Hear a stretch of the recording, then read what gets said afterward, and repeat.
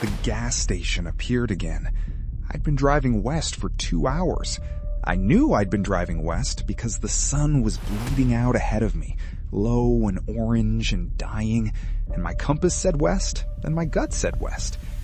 But there it was, the same cracked shell sign, one letter burned out so it just read hell, the same rust-eaten pump number 3, the same plastic bag spinning slow circles in the parking lot, like it had been waiting for me. My hands tightened on the wheel. I have been here before. And then the lights inside flickered on. Somebody turned to look at me through the window. If you enjoy dark survival stories and post-apocalyptic mysteries, subscribe to Shadow Archives and turn on notifications for more journeys through the ruins. I'd left San Antonio 4 days ago, or maybe 5. The days blur when you stop sleeping properly, and I hadn't slept properly since the dreams started. The ones where I'm standing in a room full of people I used to know, and none of them have faces anymore. I was heading toward El Paso on what used to be I-10, though most of the highway signs had been stripped or shot full of holes. My fuel gauge was dropping faster than it should. I needed this stop to be real. I needed it to be a regular place with regular rules. I pulled into the lot slowly and cut the engine. The plastic bag kept spinning. The man inside didn't move. I got out. His name tag said Dale. He was maybe 50, heavy-set, wearing a green polo shirt that looked freshly laundered, which was the first wrong thing. Clean clothes meant access to water and power that most people out here hadn't had in years. He smiled when I came in, a wide, practiced smile, the kind cashiers used to give in the old world. I asked for fuel. He said pump 3 was working. I asked how much. He said whatever I could trade. Normal enough. I put a can of beans on the counter. He looked at it without moving his eyes. His face was very still. That was the second wrong thing. Nobody out here has a still face anymore. We all flinch now. I ran the pump myself. The meter clicked up normally, diesel flowing into the tank with that familiar smell that used to mean road trips and normalcy, and now just means survival. I checked the surroundings while I pumped. No other vehicles, no tire tracks except mine coming in. The highway stretched perfectly flat in both directions and disappeared into darkness. There was no wind, which in West Texas was unusual. There was no sound except the pump. I looked at my compass while the tank filled. The needle was spinning slowly, like it couldn't make up its mind. Compasses don't do that. Not unless something is wrong with the magnetic field, or the compass, or... I told myself it was the compass. I told myself that a lot. I went back inside to retrieve my beans. Dale hadn't moved them, and I watched him while I pretended to scan the shelves. 3 minutes I stood there, selecting a bottle of water I didn't need, reading the label on a bag of expired chips. Dale didn't blink. Not once. I counted. I'd learned to notice things like that after the collapse, when wrong body language meant the difference between walking away and not walking away at all. But this wasn't threat behavior. Threat behavior I understood. This was something else. This was someone who had forgotten they were supposed to perform being human, or someone who had never quite learned how. I set the chips back. Dale smiled. Still no blink. There were 4 clocks in that gas station. One behind the counter, a big round wall clock with a white face. One on a battery radio near the door. One on an old microwave on the back counter. One on Dale's wrist, a plain analog watch, the kind you could buy for $12 before. I noticed them because I have a habit of checking time. All 4 clocks showed different times. Not close different, wildly different. The wall clock said 3:47. The radio said 9:12. The microwave said 11:58. Dale's watch said 6:30. I asked Dale what time it was. He smiled his smile and said, It's always the right time to stop and rest. I did not find that comforting. I needed the fuel, so I needed to stay calm. I traded a second can of beans for a bottle of water, a flat pack of crackers, and a small first aid kit still in original plastic. The crackers were not expired. That bothered me more than the clocks.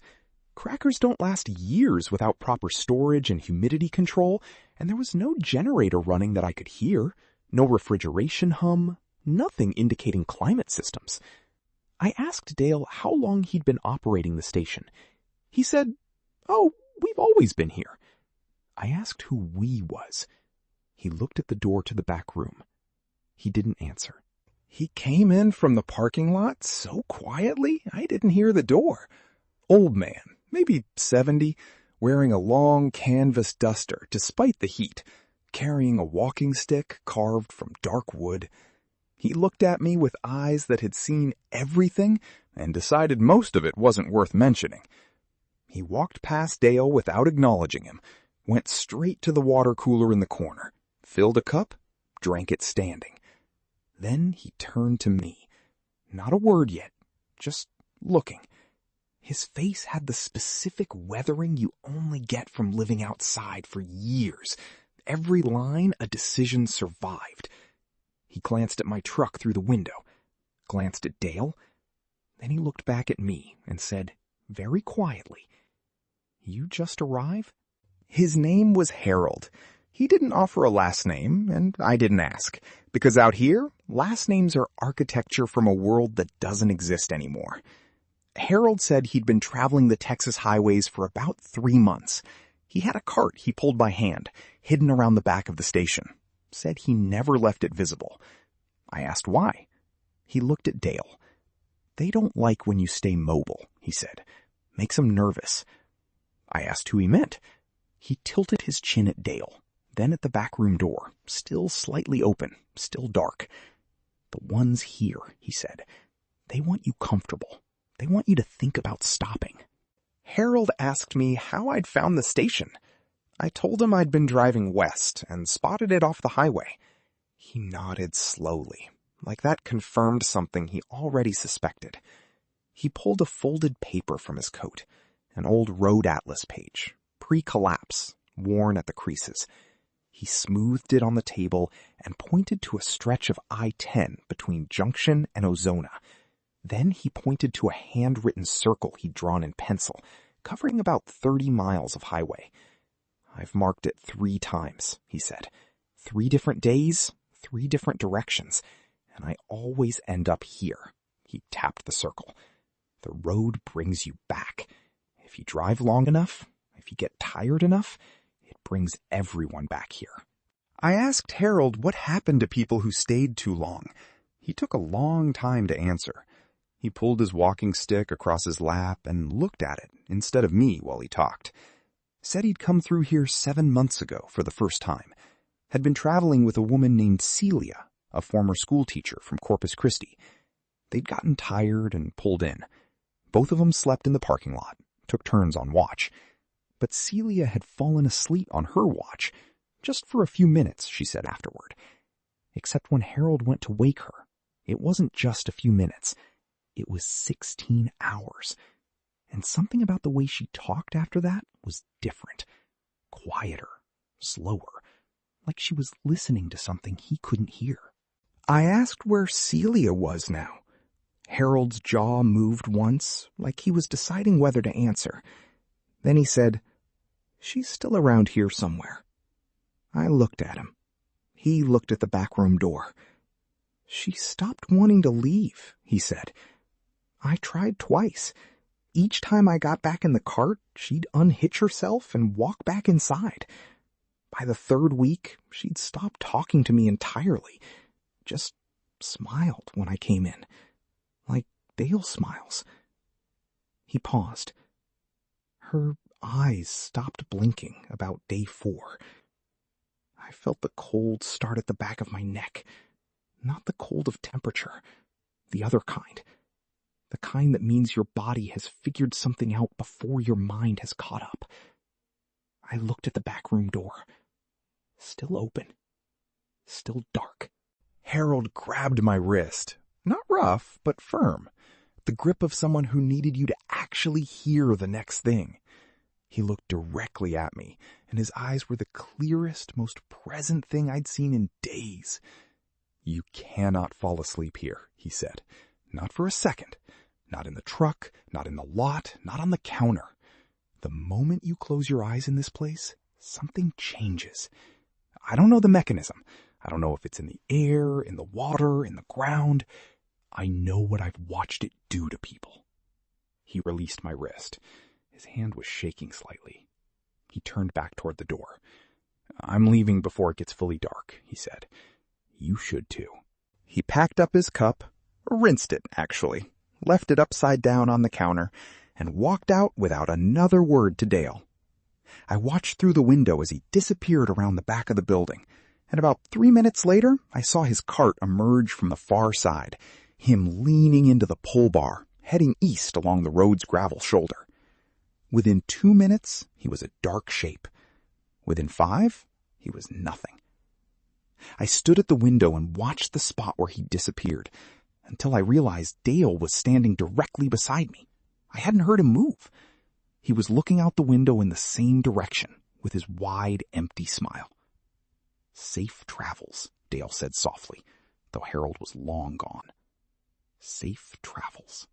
I should have left then. Every trained instinct I'd built across 18 months of surviving collapse said get in the truck and drive. But I was already doing the math, and the math wasn't good. I had half a tank now, which meant maybe 200 miles, and I didn't know where the next fuel source was.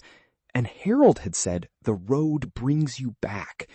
If the road brought you back, then leaving might just mean more miles burned before I ended up in the same parking lot again. I needed to understand what was happening first. I needed to think. Thinking was my first mistake, because thinking takes time, and time makes you tired, and tired was exactly what this place wanted. I walked the perimeter. Old habit. Whenever I stopped somewhere new, I mapped it. Exits, cover, sight lines. The station had 2 pump islands, 3 pumps total. I'd used pump 3. I hadn't looked at pump 1 yet. There was a car there, an old Honda Civic, maybe 2008. Dusty, parked with the driver's door hanging open. No driver. No fuel nozzle in the tank. The interior light was on. Battery somehow still good. And I could see a road atlas on the passenger seat, open, with several pages marked by circles drawn in pencil. The same stretch of I-10. The same 30-mile loop. Someone else had mapped it before Harold, and they were not here anymore. I took the atlas from the Civic. Inside the front cover, someone had written a name. M. Reyes. Nothing else. Just the name, and below it, in smaller handwriting, Day 1. Stopped for fuel. Day 4. Still here. Day 9. Roads are wrong. Day 14. Don't let them see you sleeping. Day 20. And then the handwriting changed. Got looser, slower, more deliberate, like someone writing through deep exhaustion. Day 20. The clocks don't matter anymore. Time moves different here. Dale says rest. Maybe rest. The road isn't going anywhere. And then, in the margin, written sideways in a shaking hand, they take the tired ones first. I searched the Civic more thoroughly. Glove box had a small first aid kit, a box of matches, a folding knife already locked open. Someone had been holding it and set it down, or it had been taken from them. The back seat had a sleeping bag, unrolled, with a depression in it where a body had been. The sleeping bag was cold. Not night cold. The specific cold of something that has been empty a long time. There was a pair of glasses on the back seat beside the sleeping bag. They'd been folded neatly. M. Reyes had been tidied away, I thought. Whatever happened had been orderly. There was no sign of struggle, no blood, no violence. Just absence, arranged carefully, like someone had been tucked in and simply never woken. I walked the full property. Around the back of the building, I found 7 more vehicles.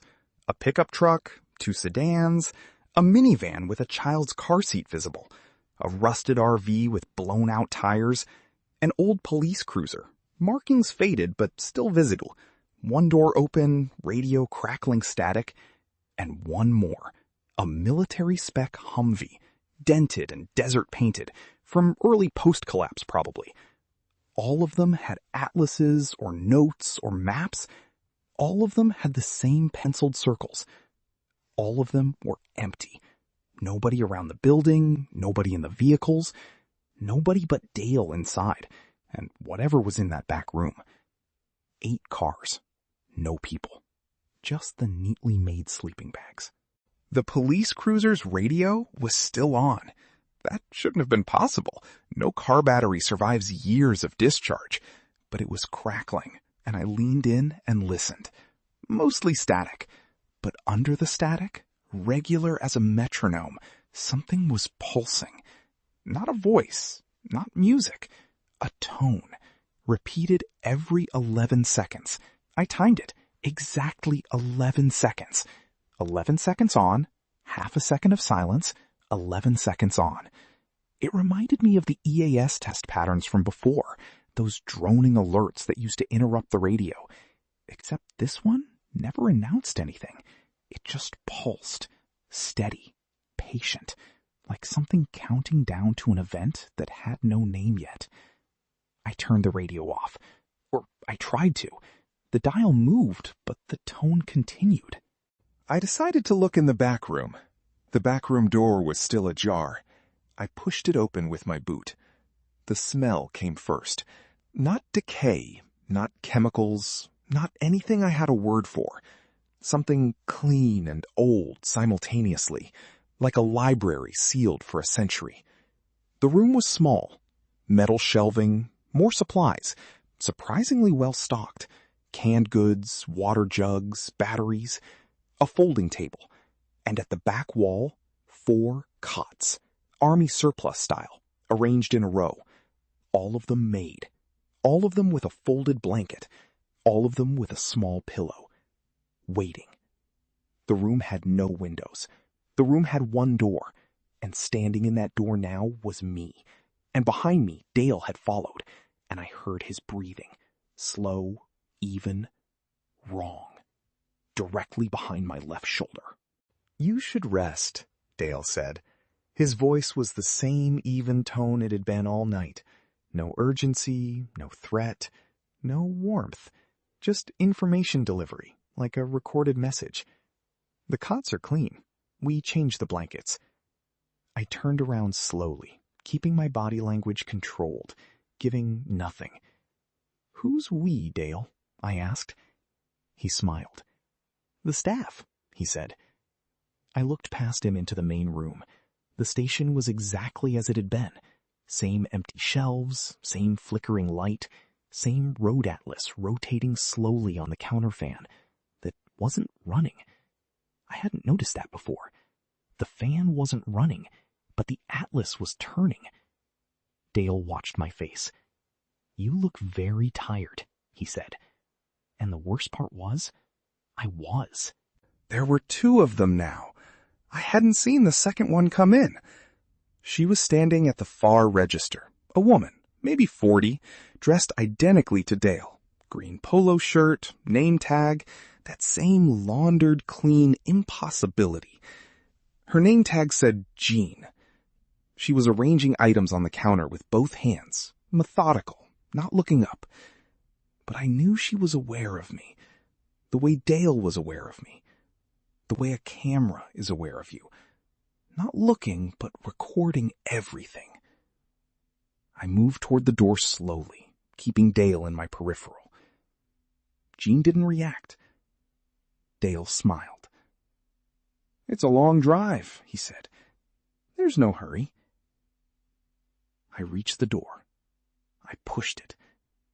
It opened. I stepped outside. The cold hit me, and for 1 second I thought, good, I'm out. Then I turned around, and the station was gone. I spun around, and it was just highway. Just empty, flat, dark highway in both directions. No building, no fluorescent glow, no sign. I grabbed my flashlight off my belt and swept it in both directions. Cracked asphalt, gravel shoulder, dead scrub. Nothing. I ran my hands over the ground where the station should have been. Concrete. Old concrete. Cracked and weed-pushed. But there. The foundation was there. Bolts for the pump islands, anchor rings, the faint rectangular ghost of a building's footprint. The station had existed. It had been here. And then I heard, very faint, coming from the direction I'd been driving, the fluorescent hum. I turned. Half a mile down the highway, the lights were on. I got back in the truck. My hands were steady. Years of training yourself to function in the wrong situation. But my chest was doing something it hadn't done in a while. A deep, pressurized feeling I associated with moments where the rules of the world had stopped being the rules. I drove slowly toward the glow. I watched my odometer. The half mile took exactly that. Half a mile. And then, there it was again. Same sign, same pump 3, same plastic bag in the lot, same fluorescent tubes, same cracked window, same station. I parked in the same spot. I got out.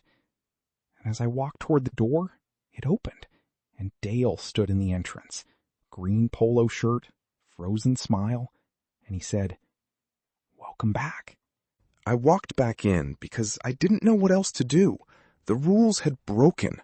When rules break, you gather information. That's Survival 101. When something impossible happens, you don't panic, you observe. I observed that the station was identical to how I'd left it. Jean at her register, Dale at his counter, the atlas not moving now. The 4 clocks showing different times, the same different times as before. The cots were still made in the back room. My trade goods were still on the counter. My beans, my crackers. Dale hadn't moved them. It was as if time had been rewound to just before I'd stepped outside, or as if I'd never left at all. "Can I get you anything?" Dale asked. "We have everything you need." I sat down at the same plastic table where Harold and I had talked, and I made myself go through it methodically. What I knew. The station moved or repeated itself on this stretch of highway. The people inside did not blink. The clocks showed wrong times and didn't change. The cars behind the station had no owners, but showed signs of former occupants. M. Reyes had documented a slow absorption, days 1 through 20, until the handwriting changed. Harold said sleep was the mechanism. Dale and Jean were persistently, aggressively inviting rest. The back room had 4 cots ready. The radio pulse continued at 11-second intervals. The fan wasn't running, but things moved anyway. I made myself ask the next logical question. How many people are already in this place that I cannot see? I heard something. It came from the back room. A soft sound, rhythmic, almost musical. Not crying, not machinery. Something between the two. I walked to the back room door, still ajar, and pushed it wider. The 4 cots were still made, but one of them was occupied now. A woman sat on the near cot, cross-legged, eyes open, hands folded in her lap. She was about 35, wearing the remnants of civilian travel clothes, boots, jeans, a faded red jacket. Her eyes were open, but not focused on anything in the room. She was the source of the sound, a low, even hum, almost subvocal. When I stepped inside, she turned her head toward me. Her eyes were the same as Dale's, the same as Jean's. Wide, glassy, Still. Her name tag wasn't there. No green polo shirt, still her own clothes. But I understood before I asked. I crouched in front of her and said her name quietly. Celia. Her eyes moved, just slightly, a fractional focus, like a camera hunting for a subject. Then, nothing. The humming continued. I waved my hand in front of her face. Her eyelids didn't move. I touched her wrist. Her pulse was there, steady, too steady, the exact same rhythm I'd been counting in the radio pulse. 11 seconds between beats? No, faster than that, but regular, mechanically regular. Whatever had happened to her had reorganized something fundamental. I thought about Harold, pulling his cart east down the highway. And I thought about how he'd said her name like it was already a past tense thing. I had a voice recorder, a small digital unit I'd found in a Memphis pawn shop a year ago. I used it to document things I couldn't write fast enough. I turned it on in the back room and described what I was seeing. The cots, Celia's condition, her pulse rate, her eyes, the temperature of the room, the smell. I spoke quietly so Dale wouldn't hear from the front. Then I played back the last 30 seconds of recording and stopped. Under my voice, not over it, not after it, there was a second audio track. Not a sound that had been in the room. Something else. Words, I thought, but words at the wrong speed, the wrong frequency. I rewound it and listened 3 more times. It was saying something. I couldn't make out what. I spent 20 minutes playing the recording at different speeds using the device's playback controls. At 60% speed, the undervoice became clearer. It was saying the same phrase on repeat, looping the way the radio looped, the way the station looped. 4 words. I wrote them in my notebook. Stay until you're ready. That was all. 4 words, repeated in a voice that had no gender, no age, no affect. A voice that sounded like a synthesis of every voice you'd ever heard, combined into something that was technically speech, but not language, not communication. An instruction. And looking at Celia sitting there on the cot, with her hands folded and her eyes open, I understood that some people had become ready, whatever that meant here. I stood in the back room doorway and thought about Harold's warning with a new clarity. He'd said, don't sleep. He hadn't said, don't stay. He'd specifically said, don't close your eyes. That meant the mechanism was sleep. Not time, not food, not the water from the cooler Harold had drunk without apparent effect. Sleep. Something happened when you fell asleep here. Something accessed you, reorganized you, made you ready. The question was, ready for what? I looked at Celia. I looked at the 3 empty cots. I thought about M. Reyes. I thought about 8 cars behind the station and their neatly folded sleeping bags. I had 2 options. I could keep trying to leave and keep returning to this parking lot, burning fuel, burning time, burning focus, or I could find out what was really happening here before I ran out of all 3. I found a supply closet behind the metal shelving in the back room, a real one, locked with a padlock, which meant something worth locking. I tried 3 of my picks before the 4th worked. Inside, more supplies than made any sense. Cases of bottled water, MREs, military issue, dated 3 years post-collapse, meaning someone had produced them after. Batteries, medical supplies, a 2-way radio, a real one, long-range capable. A box of personal effects, keys, wallets, a child's drawing folded into quarters, a wedding ring, a veteran's service pin. People's last things, collected and stored here. And at the back of the closet, on a metal shelf, a binder. Black cover, no label. I took it out and opened it. The first page said, Project Liminal, Field Operations Manual. I read as fast as I could, staying aware of the sounds from the front room. The binder was a field manual, government origin, pre-collapse. The header said Department of Continuity Planning, which I'd never heard of. The executive summary was clinical. Project Liminal establishes a network of transition nodes along primary transportation corridors. Nodes are designed to identify and process individuals with high survival adaptability for assignment to second phase population centers. Second phase population centers. That phrase sat in my stomach like cold lead. Individuals are conditioned during voluntary rest periods using subauditory signal arrays. The conditioning process typically requires 14 to 21 days. Processed individuals are transferred via standard logistics to receiving facilities. Transferred. I looked at the empty cots. I looked at the personal effects box. Transferred where? The section on node operators was 3 pages long. I summarized it in my notebook in shorthand because I didn't have time to copy it all. Node operators were not human. Not exactly.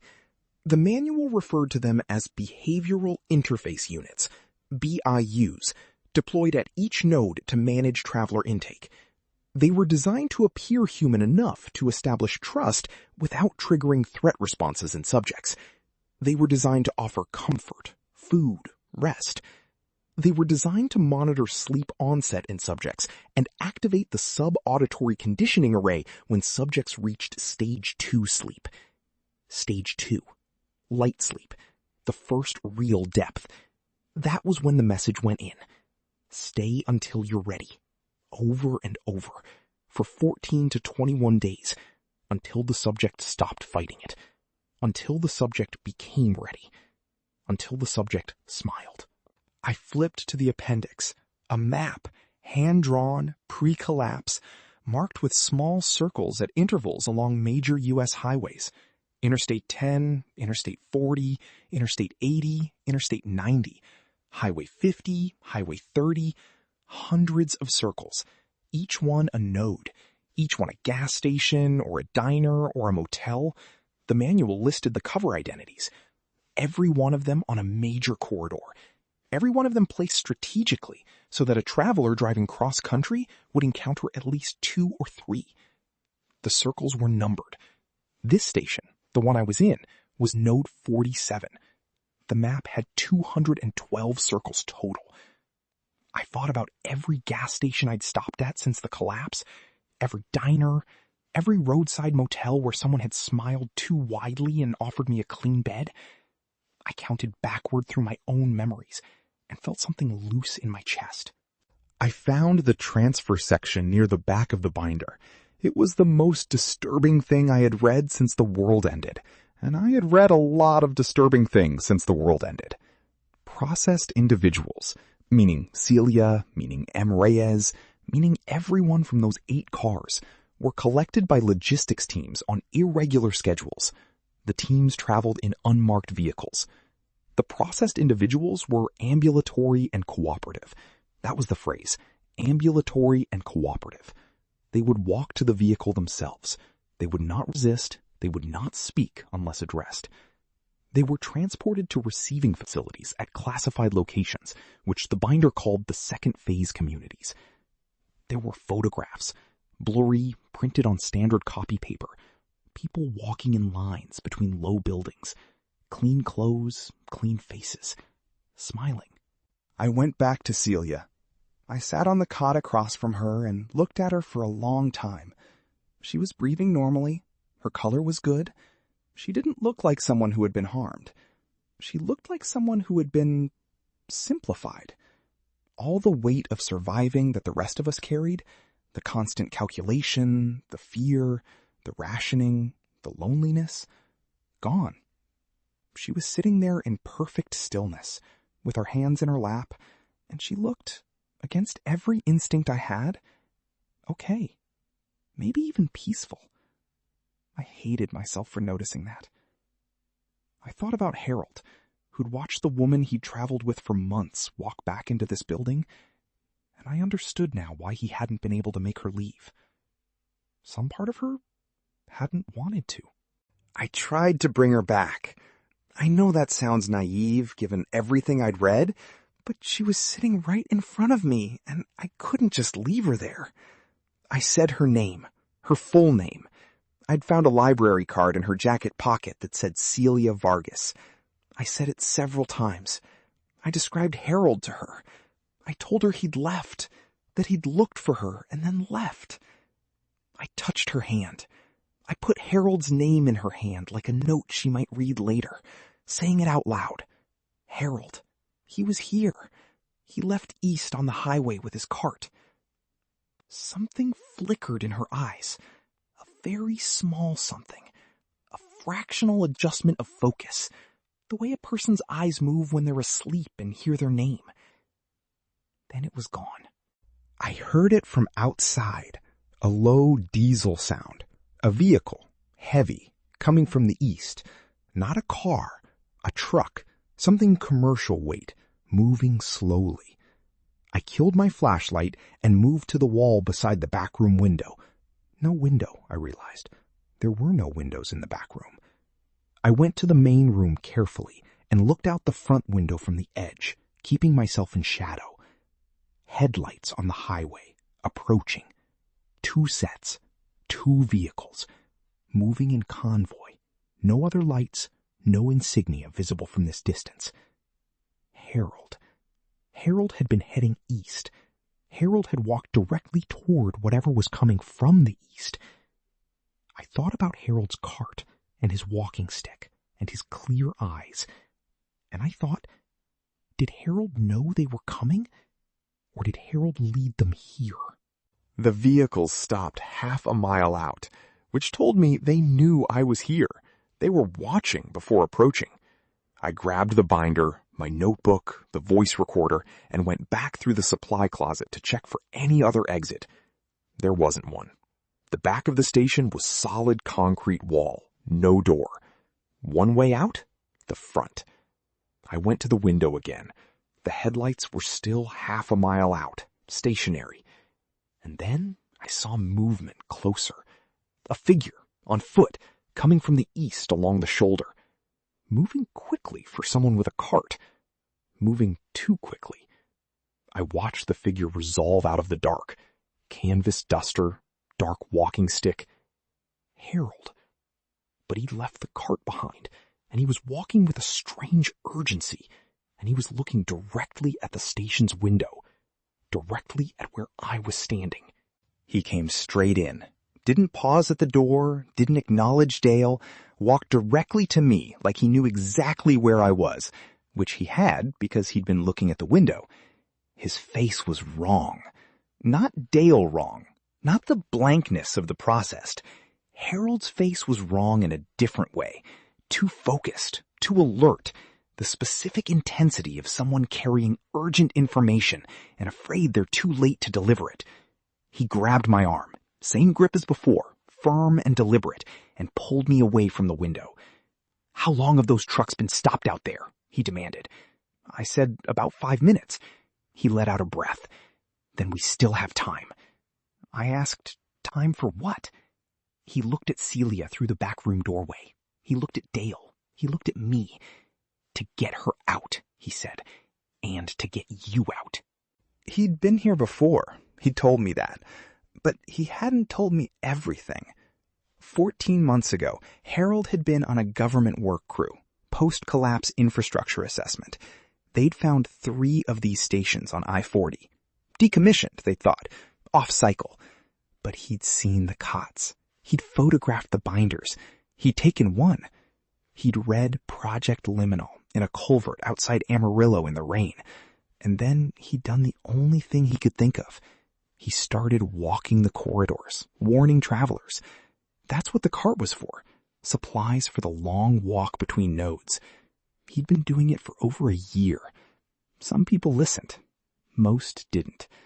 Some, like Celia, had already been processed before he arrived. I can't save them all, he said quietly. And the weight of that sentence was years old. But sometimes I can get one back. He said we had to move quickly, and we had to move quietly. The trucks outside were the collection team. They came every 3 weeks to this node, he said. He knew the schedule because he'd been tracking it for months. We had maybe 10 minutes before they came in. The processed subjects went willingly, so there was no violence, which meant the collection teams didn't expect violence. That was the only advantage we had. Celia won't want to come, he said. She'll resist in her own way. Not physically. She'll just stop. She'll sit down. She'll become very heavy. He'd done this before. I could tell by the way he described it. Practiced grief. You carry her, he said. I'll manage Dale. I'd gotten Celia up. She was standing, body weight passive but upright, eyes forward, when Dale moved. Not fast. Dale didn't do fast. Dale did something worse. He moved the way large objects move when you realize too late they're in motion. He was simply, suddenly, no longer behind the counter. He was in the back room doorway. He hadn't walked there in any way I could describe. There was no footstep sequence I'd registered. One moment, he was at the counter. The next, he was at the door. His smile was exactly the same. Rest now, he said. Not a threat, not a command. Information delivery. Celia turned her head toward his voice, her body angled toward him like a compass needle. She began to step in his direction. I kept my arm around her. Harold stepped forward. He raised his walking stick. And then he said something that surprised me. Harold said, Node 37. Dale's smile shifted, only fractionally, a micro change in the set of the muscles, but it was there. I saw it. Harold said it again. Node 37. And then a string of numbers, 8 digits, like a serial code. Dale's head tilted. His eyes moved, actually moved for the first time, to Harold's face. Override authorization, Harold said, steady and clear. Bilateral release protocol. Subject, Vargas Celia. Transfer pending, cancel transfer. Dale was still for 4 seconds. 5. Then he stepped aside. Not a word, not a change of expression. He simply moved out of the doorway. Celia's body stopped leaning toward him, like a current had been switched off. She sagged slightly in my arms. I looked at Harold. He was breathing hard. Where did you get that code? I said. He said, the binder. We ran. Well, Harold and I ran. Celia moved, which was more than she'd been doing. She wasn't fully present, but she was ambulatory, and her body knew that we were moving urgently, and some deep physical instinct responded to that, even if her mind hadn't come back all the way. We came out the front door into the parking lot. The trucks were still half a mile out, headlights stationary. Harold grabbed my arm and pulled me not toward my truck, but toward the far side of the building, toward his cart. Your truck will bring you back, he said. This stretch of road loops. Any vehicle caught in the loop returns to the node. You have to get off-road. The cart. His cart had been off-road the whole time. That's how he'd been moving between nodes without being caught in the loops. I stopped at the truck. Harold kept moving, pulling Celia by the hand. I stopped at the truck because 200 miles of diesel and 18 months of supplies and my recorder and everything I'd been carrying was in it. Harold looked back at me from the corner of the building. Leave it, he said. I know he was right. I know that because he'd been doing this longer than me, and because I'd read the binder, and because the headlights out on the highway were now moving. The trucks had started rolling, and there was no time to debate. But standing there with my hand on the door of the truck that had carried me from Nashville to San Antonio and across 1,000 miles of gone world, I understood something about how people end up sitting on those cots. Sometimes you make the logical choice, and sometimes you make the choice you can live with. I grabbed my go bag from the back seat, 50 pounds of everything I couldn't replace, and I left the truck and I caught up with Harold, and we went off-road, east and then north, pulling the cart over broken ground. Celia kept pace. She didn't speak, but she walked. Harold led us through a dry creek bed that ran parallel to the highway, below sightline. We could hear the trucks pulling into the station lot. Diesel engines, a brief silence. What sounded like doors. No voices. The collection teams apparently worked quietly. I thought about Dale standing in the station, smiling, saying whatever he said to the collection teams. Subject Vargas, Celia, transfer pending, cancel transfer. I wondered if the override would hold. I wondered if anyone would notice the empty cot. We put 4 miles between us and the station before Harold called a rest. We found a concrete drainage culvert under a county road, old enough to be solid, big enough to sit in. Harold lit a small chemical light, the cold blue kind, and we sat in the culvert with the cart pulled partway in, and I looked at Celia's face. She was blinking now. Irregular, slow, but blinking. She looked around the culvert with the expression of someone surfacing from deep water. Everything too loud, too bright, too real. Harold handed her a water bottle. She took it. She drank. "Where's the station?" she said. First words. "Behind us," I told her. She nodded slowly. "How long?" she asked. "About 3 weeks," Harold said. She looked at her hands. Harold. Not a question. She knew him. Some of her was already back. Celia remembered day 1 very clearly. She and Harold had pulled in for water. There'd been a storm. They needed shelter. It had been the practical choice. She remembered Dale. She remembered thinking he was strange. She remembered the cots. She remembered lying down because she was exhausted, and it was the first real bed surface she'd had in weeks.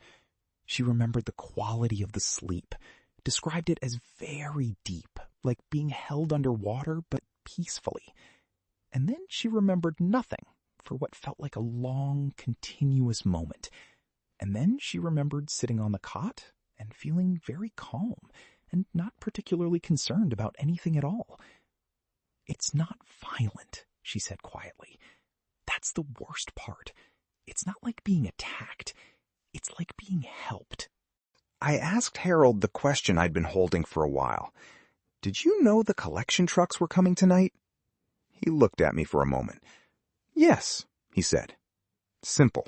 No apology. "Then why did you leave? Why did you walk toward them and then come back?" He said he'd gone to count vehicles and assess timing. Said he'd needed to know if the schedule had changed. I asked why he hadn't told me any of this when he warned me the first time.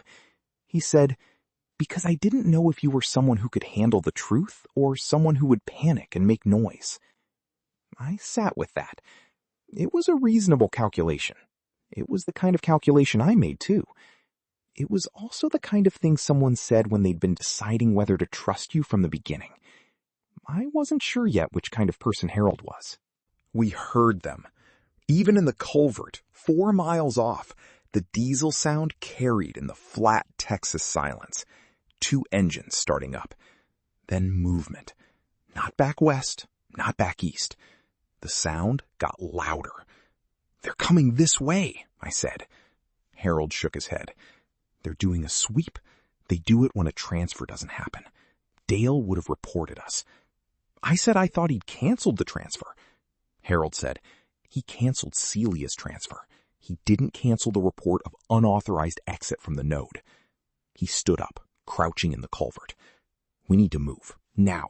Off this road, across country." He looked at me. "There's a homestead about 8 miles north, off any mapped road. People there who know about the nodes. They've been taking in the recovered ones." 8 miles. Celia had just started blinking again. We went north. There was no path. The ground was caliche and scrub and dry grass that caught on the cartwheels. Harold knew where he was going. I could tell by the way he navigated in the dark with only the moon and a small compass to guide him. Not my compass, which was presumably still spinning in my truck back at the station. His compass. Harold had a functioning compass. That was a thing to think about later. Celia was walking better now, 4 miles into the cross-country push. She'd stopped speaking again, but her eyes were clearer, and when she stumbled, she caught herself, which was new. I kept looking back over my shoulder. The truck's headlights were somewhere north and east of us, sweeping in irregular patterns. They had their own navigation system, presumably, or they were following something I couldn't see. We found it in the last hour before dawn, a cluster of low buildings behind a dense windbreak of cedar trees. You couldn't see it from more than a few hundred yards, which was presumably the point. A farmhouse, 2 outbuildings, what looked like a garden under mesh netting. Lights in the farmhouse windows. Not electric. Candles or oil lamps. Warm amber. Harold made a specific sound. 3 knocks on a fence post. Pause. 2 knocks. And a figure appeared at the farmhouse door. I counted at least 4 other people visible through the windows, moving inside. More than I'd expected. Harold had described this as a safe house for recovered subjects, and I'd imagined 1 or 2 people. There were more. A lot more. The figure at the door looked at Celia, then at me. "How many at the node?" she asked Harold. Harold said, 8 cars. Her name was Ruth, and she was the kind of person who had been in charge of things before the collapse and had simply continued being in charge of things afterward, without fanfare, because someone had to be. 50-something, practical, with the kind of precise eyes that assessed things quickly and wasted nothing on sentiment. She shook my hand like we were meeting at a work function, sized me up in about 4 seconds, apparently decided I was acceptable, and let us inside. The farmhouse was warm. People were asleep in most of the rooms, on cots, on bedrolls, on furniture pushed against the walls to make floor space. Recovered subjects, I assumed. Some of them were farther along than Celia. I could tell because they were sleeping, actually sleeping, not that horrible false calm state, with the particular total surrender of people who had finally stopped being afraid. Ruth had been running this operation for 8 months, she told me, over tin cups of something hot that might have been coffee or might have been optimism given material form. She had contacts in 4 counties, other homesteads, a few survivors who'd managed to stay in their homes, a small community in a flooded town to the south. She had 19 people currently in residence at the farmhouse. Of those, 11 had been recovered from nodes. She said it mattered. She needed me to understand the scale. "There are 212 nodes," I said. She looked at me. "Where did you get that number?" I said I'd found a binder. She stood up from the table, went to a shelf, and put a binder in front of me. Different from mine. Same cover, same government header. "I found mine in node 12, she said. Month 3. Her binder had something mine didn't. The second phase community section was more complete. She'd found a version with photographs that weren't blurry, and a location map that named names. 3 receiving facilities within 500 miles. An old military base in New Mexico, Facility 7, a refurbished research campus outside Las Cruces, and a third location that the binder listed only as the archival site, with no further description, no map coordinates, just those 3 words. Ruth had been building a file on the first 2. She had reports from people who'd passed near them, descriptions of perimeter fencing, supply vehicle schedules, rough population estimates. The populations at the facilities, by her estimate, were in the tens of thousands. Tens of thousands of people who'd been walked in, ambulatory and cooperative, smiling. I asked Ruth what she thought the archival site was. She said she didn't know, and that was the part that kept her awake. Facility 7 and the Las Cruces campus she had working theories about. Labor population, agricultural production, controlled communities for rebuilding specific infrastructure. Terrible, but comprehensible. The kind of terrible that humans had done to each other throughout history, given enough power and enough crisis. The archival site had no description, no population estimate, no supply chain visible to her contacts. Nothing going in, nothing coming out. Except, she said. She hesitated.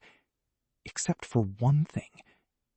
She'd had 2 recovered subjects who, during their first days coming back to themselves, had said the same phrase, independently, without being told the other had said it. They kept saying they were being archived. Celia woke up around noon.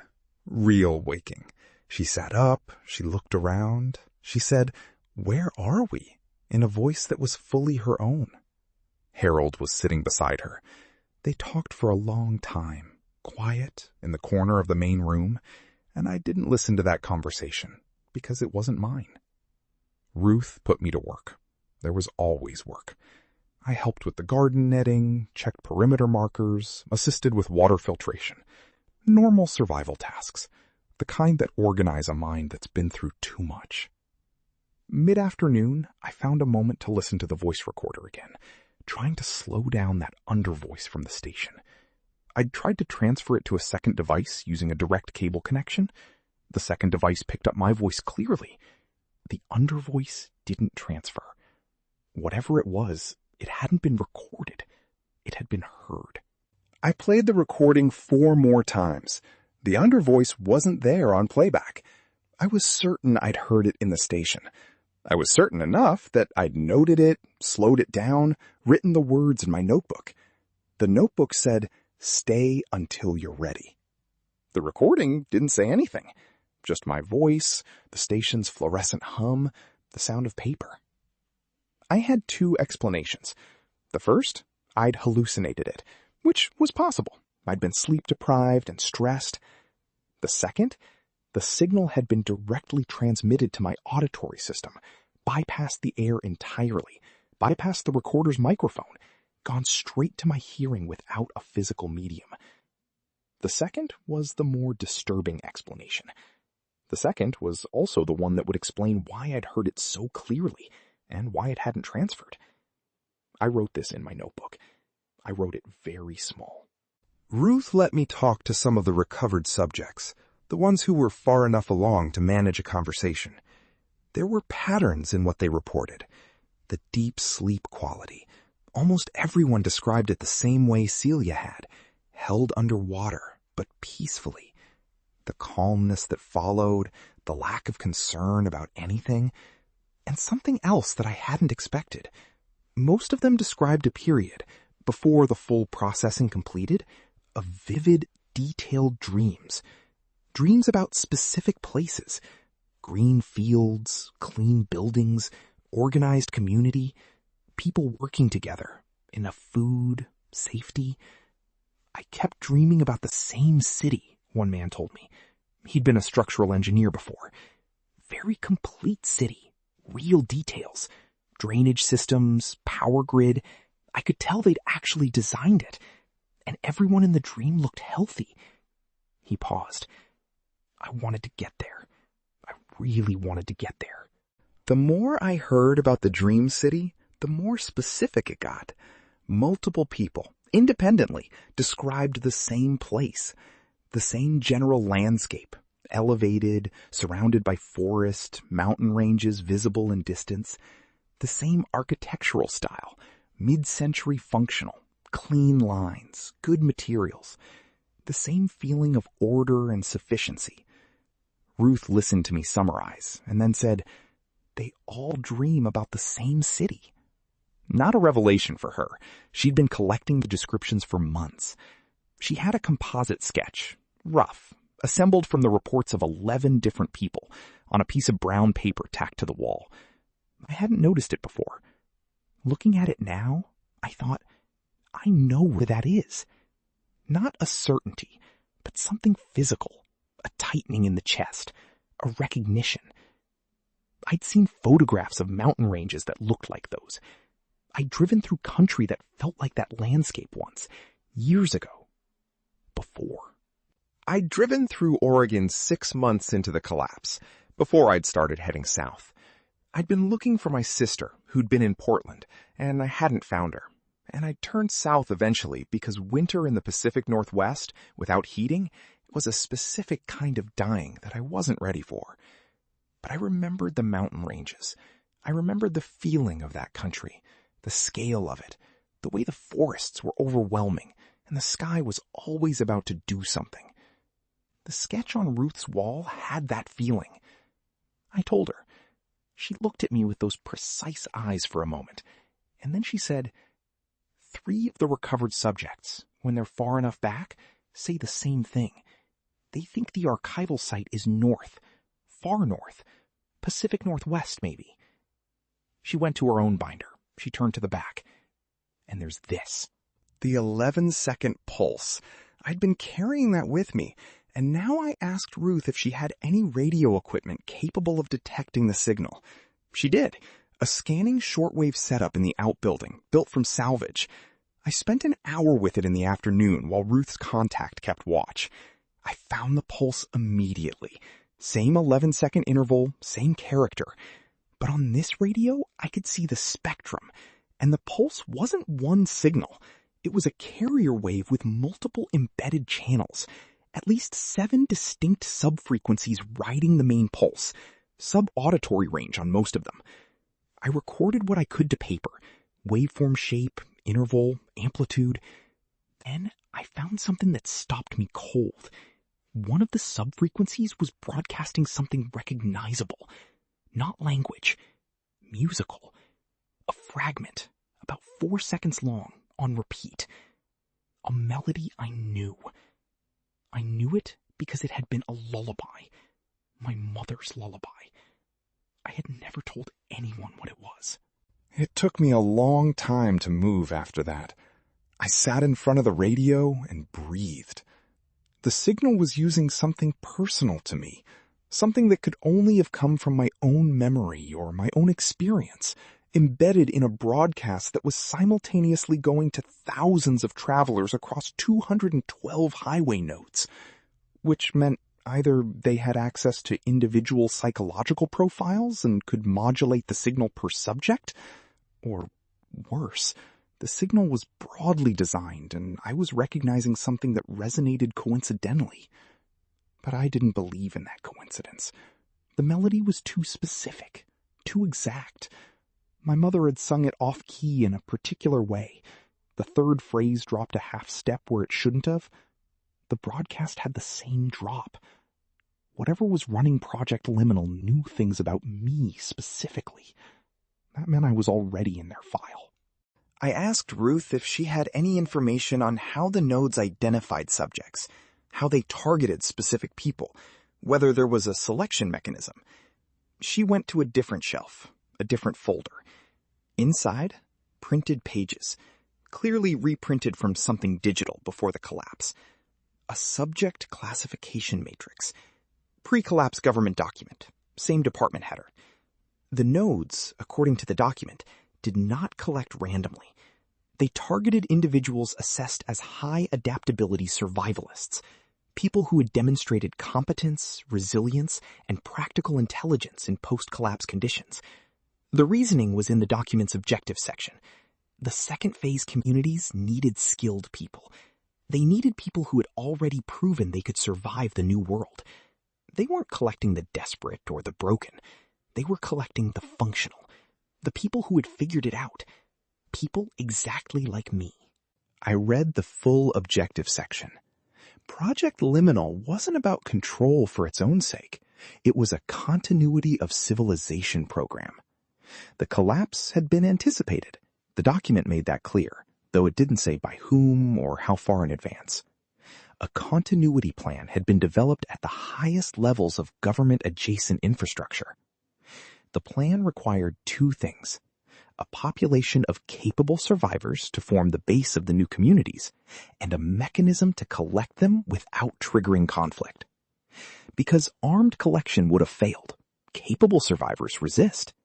But slow, gentle, voluntary rest in a warm place, with sub-auditory conditioning making the choice feel natural?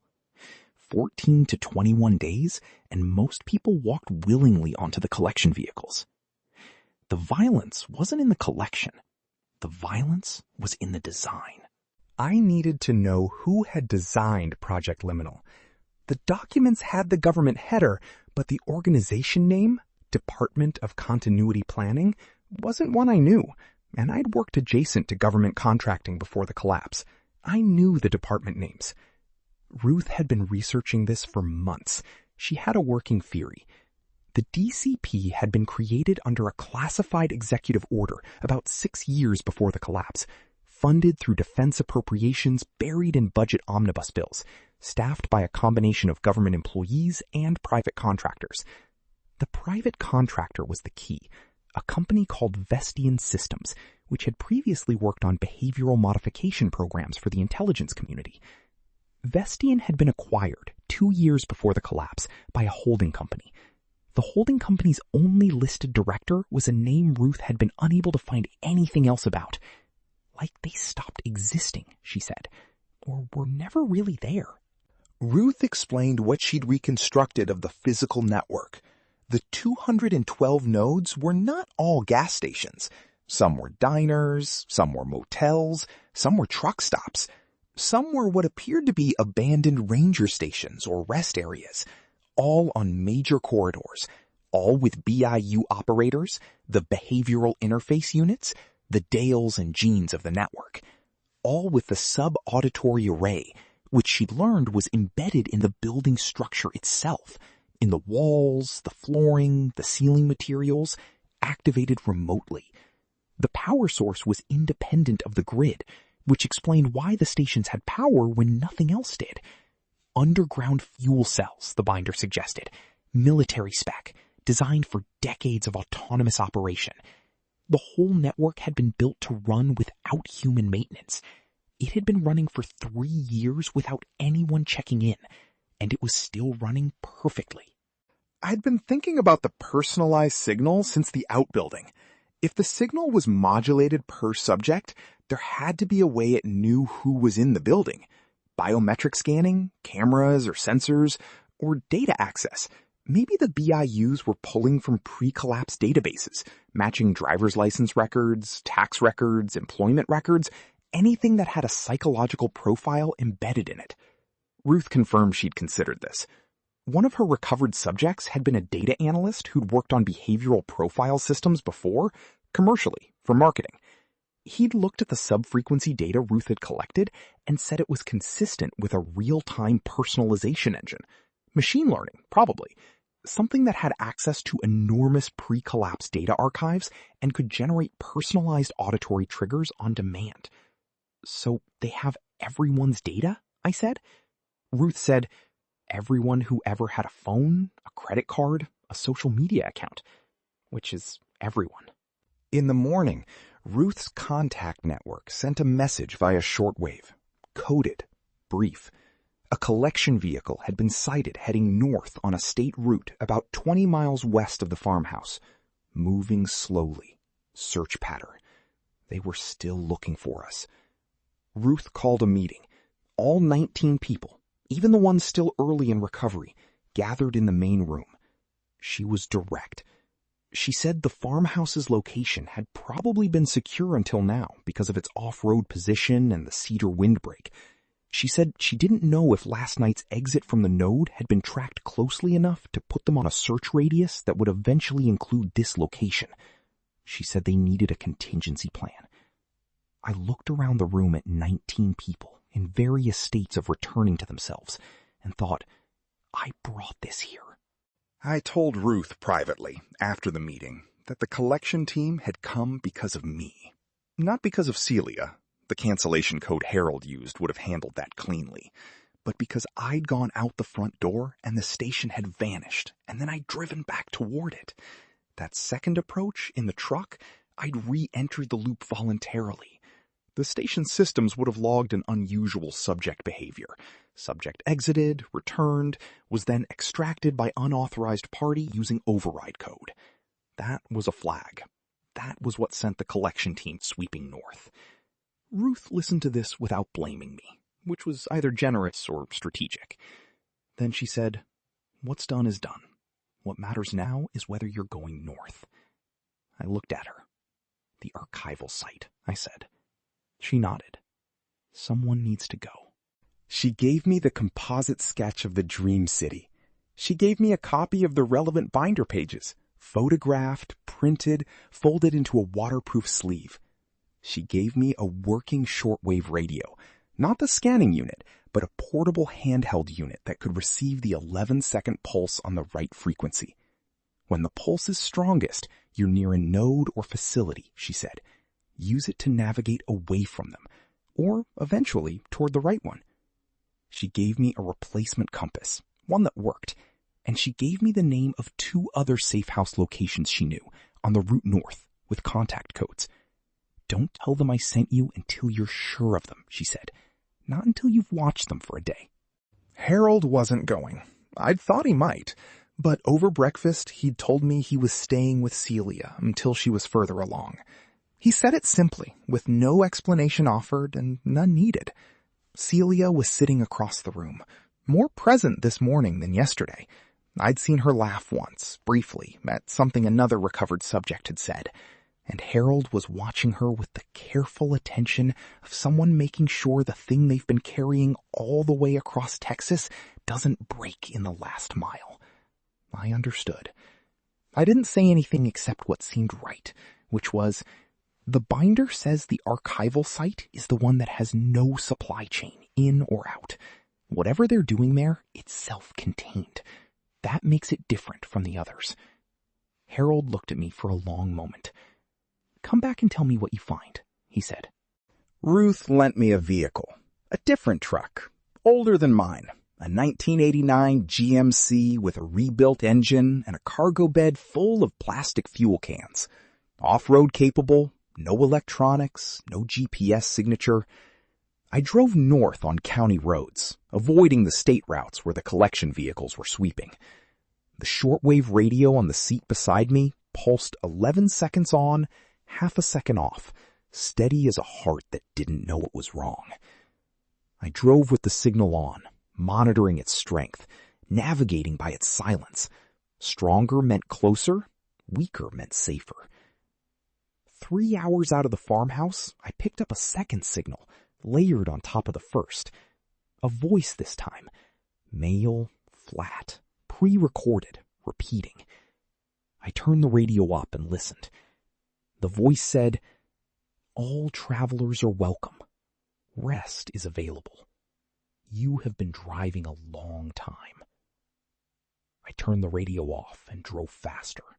I crossed into New Mexico on the 3rd day. Different terrain, different sky. The flatland was still there, but elevated, colder. The scrub replaced by juniper and the occasional pine. I was keeping off the numbered highways, which was slower but survivable. The shortwave was more active here. I was picking up signals from what I estimated were 2 or 3 nodes within 20 miles of my route.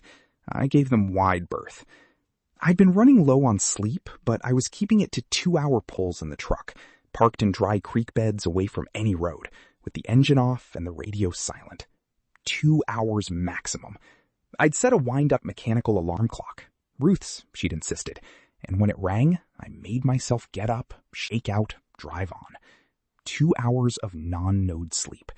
Not enough, but enough. I found it. Ruth's coordinates led me to a ridge above a valley in southern New Mexico, and from the ridge, I could see Facility 7. It had been a military base once.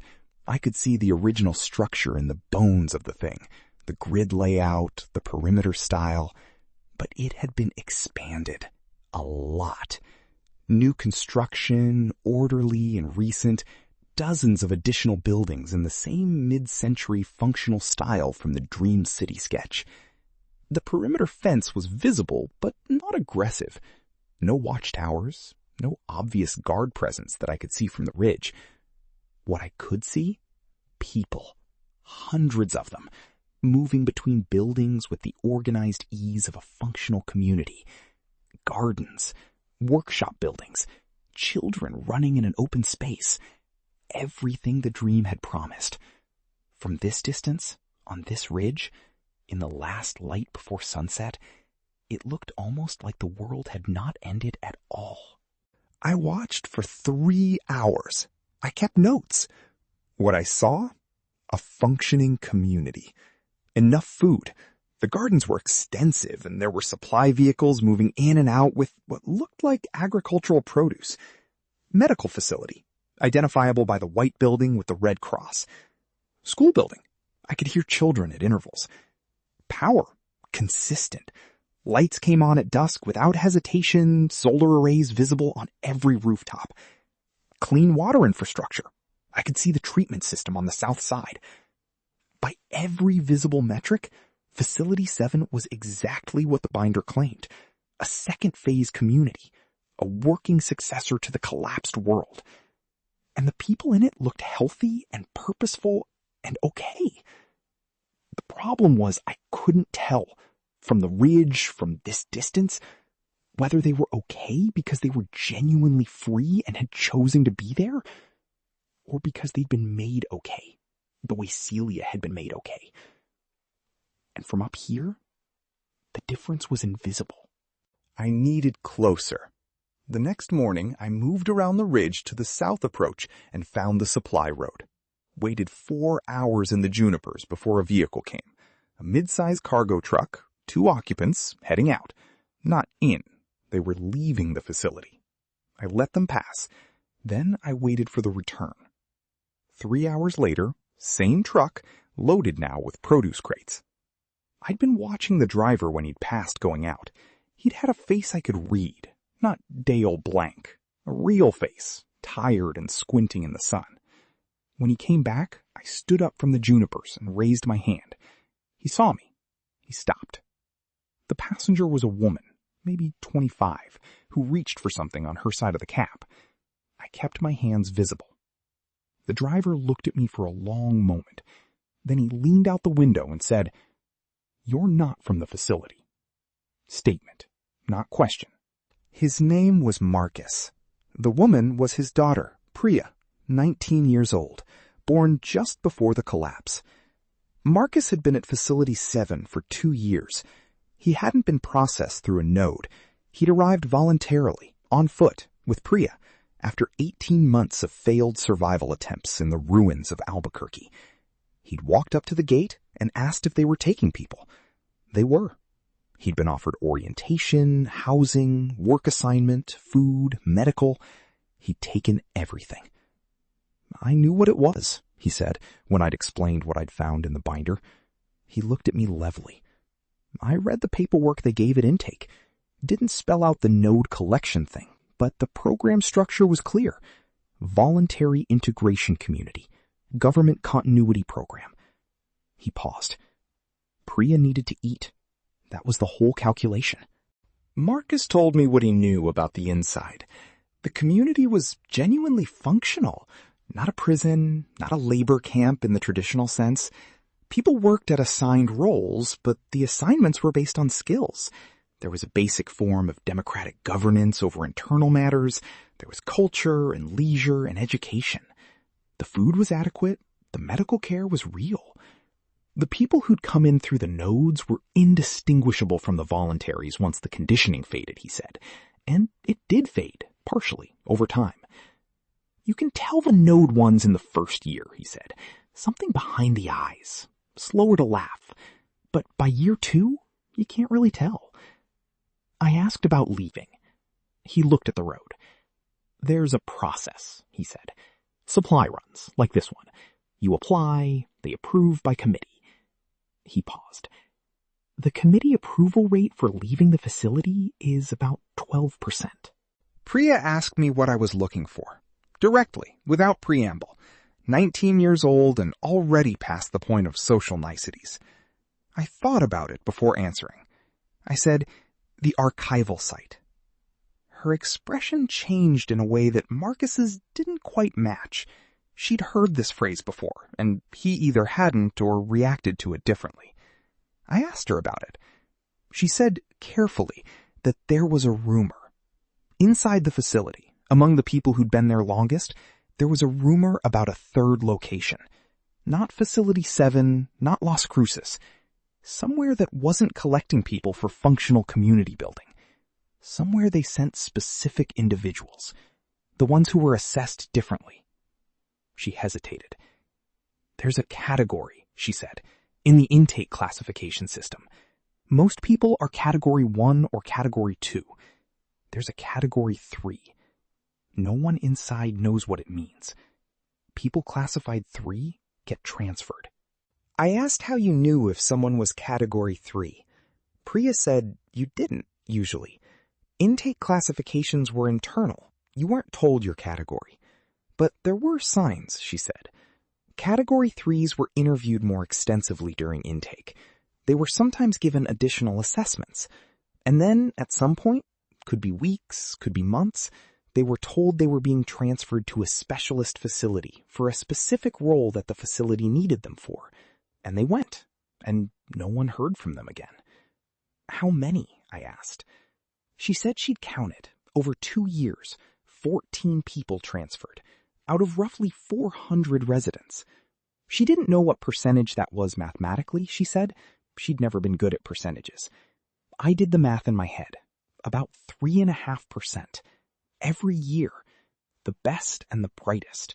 Gone to a place that appeared on no map I'd found. I asked Marcus, when he turned back around, what my intake classification would have been if I'd walked through the gate. He looked at me for a moment. Then he said, "Based on what you've told me, what you know, what you've done, what you found in the binder," he shook his head slightly. "You'd be Category 3. Absolutely." I thought so. The high adaptability survivalist profile, plus investigation instinct, plus the fact that I'd now read more of the Project Liminal documentation than most people inside Facility 7 had ever seen. The archival site wanted specific kinds of minds. Investigative, adaptive, high function, capable of systems thinking. They were building something at the archival site that required those minds specifically. I didn't know what, but the melody in the subauditory signal, my mother's lullaby, off-key and personal, told me they'd had me in their file for a while, maybe from the beginning. I asked Marcus if he'd let me into the facility. He considered it. He said he could, technically. Supply run returns were not always perfectly counted, but he wouldn't. He explained why. If I went in, I'd be classified. If I was classified 3, I'd be transferred before I found anything. If I wasn't classified 3, I'd be inside a 12% approval community with no clear exit strategy. Either way, I didn't get north. He said it like he'd already thought it through. Maybe he had, over the last hour of conversation. He said, "Go north. Whatever the archival site is, it's the answer. Maybe to all of it. Maybe to how it started. Maybe to whether any of this can be undone." He gave me a hand-drawn map. Rough, based on what he'd heard inside. A general direction, a mountain range, a river. Category 3 people transfer north, he said. Always north. I drove north that night because I didn't want to stop. Ruth's safe house contacts had given me 2 checkpoints, one in Colorado, one in Idaho, but I was going to try to reach Colorado before I slept. The signal on the shortwave was strong and close several times during the night, and I navigated by its strength, giving every high-reading zone wide berth. Somewhere in the middle of Colorado, before dawn, I stopped the truck on the shoulder of a county road, and I sat there for a long time with the engine off. I thought about the truck back in Texas. I thought about Harold and Celia at the farmhouse. I thought about Ruth's evidence board.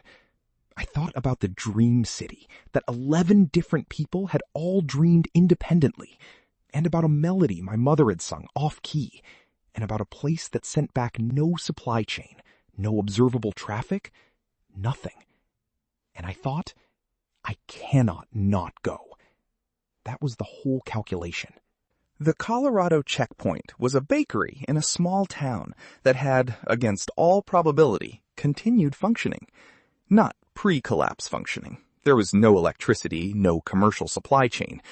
But the woman who ran it, a former bread baker named Sylvie, had kept the wood-fired oven going, had cultivated wheat in a lot behind the building, had built a small but real economy around the fact that bread was a thing people needed. The safe house was in the bakery basement. I arrived at dawn, used Ruth's contact code, was fed real bread and what tasted like actual butter, and was told by Sylvie, in the same matter-of-fact way Ruth had said things, that 4 other people had passed through heading north in the last 3 months. Category 3s, she called them. She'd heard about the classification from Harold. Sylvie had notes on the 4 people who'd passed through before me. She kept them in a ledger. Dates, descriptions, directions, what they were carrying. 4 people in 3 months, all heading north toward the same general region. All self-described as having figured out the node network, the facilities, the classification system. All convinced that the archival site was in the Pacific Northwest. None had returned or made contact. She said this last part not as a warning, but as a fact. She was a fact-based person, Sylvie. I asked if she thought they were dead. She considered it. Probably not dead, she said. This whole system is designed to keep people alive. Whatever's at the archival site, it needs the people it collects. She turned back to her bread. That doesn't necessarily mean they're okay, she added, but it means they're probably not dead. In the bakery basement, I used the 4 hours before evening to write the most complete account I could of everything I'd documented since San Antonio. The node system, the binder contents, the override codes, the frequency characteristics of the subauditory signal, the facility locations, the Category 3 classification, Marcus and Priya, Ruth's evidence board, Harold's operation, Celia's recovery. All of it, in my notebook and on the voice recorder, and in a separate written account I left with Sylvie, with instructions to give it to Harold if he ever came through. Because I was honest with myself about what going north meant. I might be Category 3, which meant I might be identified and collected before I ever found the archival site. I might find it and not come back. I was writing a record because records outlast the people who make them. That was the one thing the old world had taught me that still felt true. The shortwave signal told me when I was getting close. Not because it got stronger. The receiving facility signals I'd been navigating around got stronger near a node. The archival site was different. Near it, the signal went quiet. Not absent, just organized, cleaner. Like the background noise that had been present everywhere across 2,000 miles of country suddenly resolved into something intentional. I was in Oregon, driving a logging road through the kind of forest that made you feel the world was still mostly intact because the trees didn't know anything had changed. The mountains were visible through gaps in the trees. The river Ruth's map had marked was below me to the left. I stopped the truck and rolled down the window and listened. The air had that quality, clean and old and electrically still, that I'd smelled in the back room of the gas station. The same quality. And through the trees, half a mile ahead and below, there were lights. I left the truck and went on foot, downhill through the forest. I found a position on a natural rock shelf above the complex and spent 2 hours observing in the last light. The archival site was not a military base. It wasn't built in the functional utilitarian style of Facility 7. It was, this is the word that kept coming to me, against every instinct to avoid it, beautiful. Low buildings of glass and concrete integrated into the hillside, surrounded by old-growth trees, carefully designed to minimize intrusion on the landscape. And it was full of light. More light than any place I'd seen since the collapse. Warm, consistent, abundant light pouring from every window. And through the windows, I could see, not at this distance, but I could infer from the body language, from the movement patterns, from the way figures moved between buildings, that the people inside were not sedated. They were working. Urgently. Together. The shortwave gave me coordinates I didn't expect. The 11-second pulse that had been broadcasting across the entire country, 212 nodes, a dozen major facilities, hundreds of miles of highway, was originating from this building, right here. The quiet signal I tracked to this location was the broadcast source, not a receiver, which meant everything. The nodes, the subauditory conditioning, the collection vehicles, all of it was being directed from this campus in the Oregon forest. And if that were true, then whoever or whatever was in these buildings wasn't just an archive. They were the operational center, the system's core. I sat with this for a long time. And then I thought about what an operational center would need, besides signal equipment and people to run it. It would need continuity. It would need records. It would need the full account of what had happened to civilization and why and how and what came next. It would need an archive. A real one. I could leave. I want to be clear about that. I could have left. I had the binder, I had my notes, I had the voice recordings.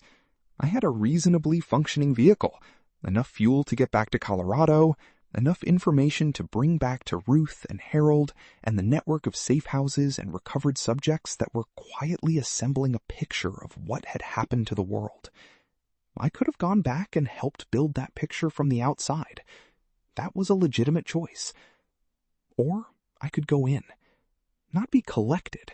Go in with intention, with my eyes open, knowing what I was walking into.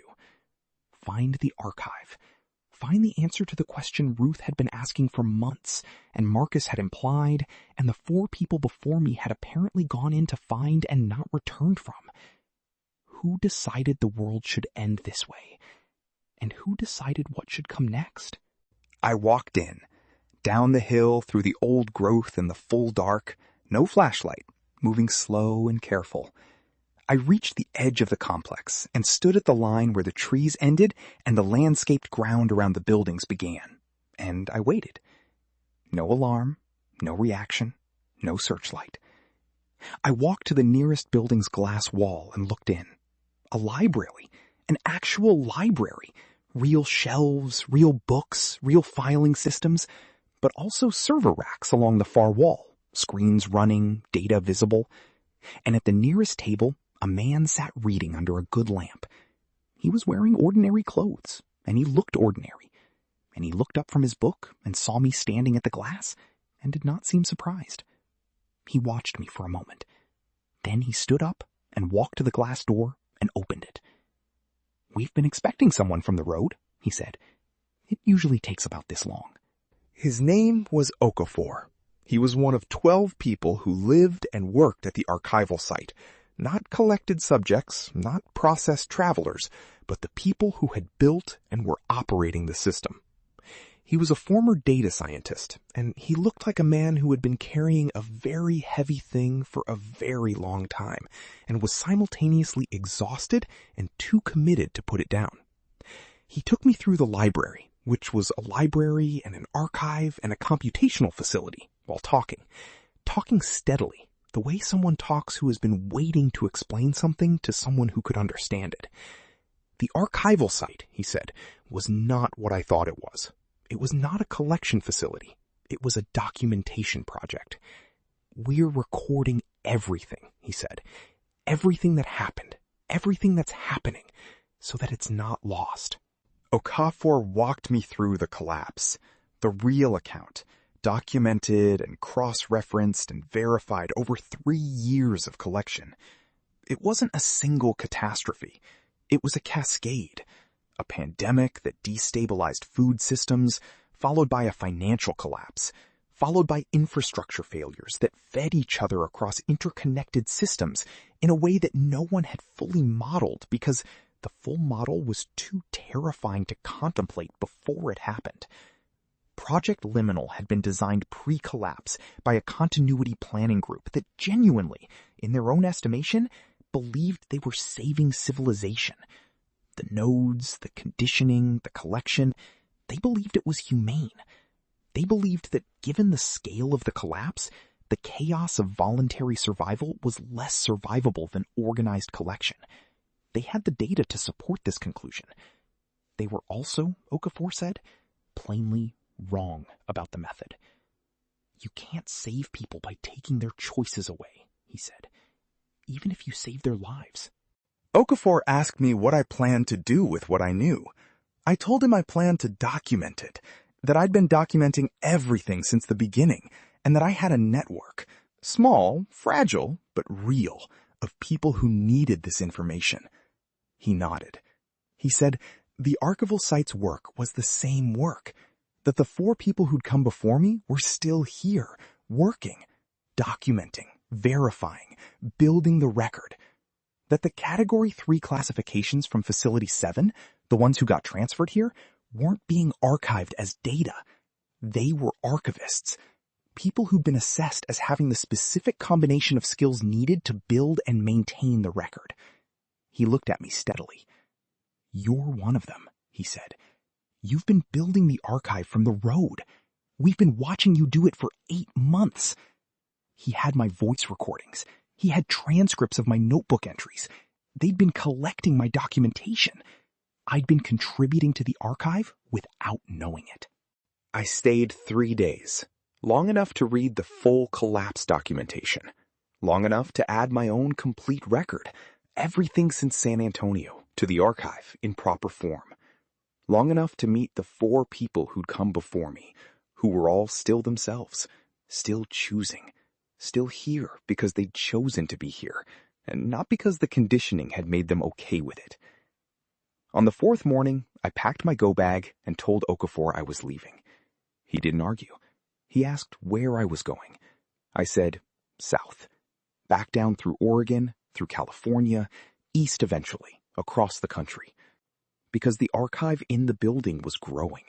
But the archive on the road, the one that could reach Harold in a Texas farmhouse, Ruth at her evidence board, Sylvie at her wood-fired bakery, Marcus at Facility 7, the travelers who were right now pulling into nodes and accepting glasses of water and feeling very tired, that archive needed someone still moving, someone still recording, someone who hadn't stopped.